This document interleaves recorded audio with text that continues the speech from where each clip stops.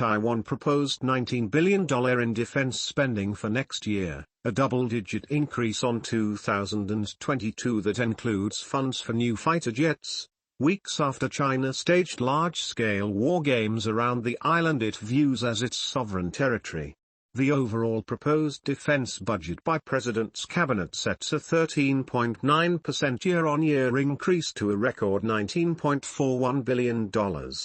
The island last year announced an extra defense budget of $8.69 billion by 2026, which came on top of its yearly military spending, mostly on naval weapons, including missiles and warships.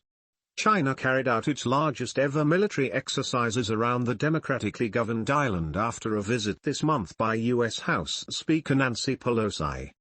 The trip infuriated Beijing, which saw it as an attempt by Washington to interfere in China's internal affairs.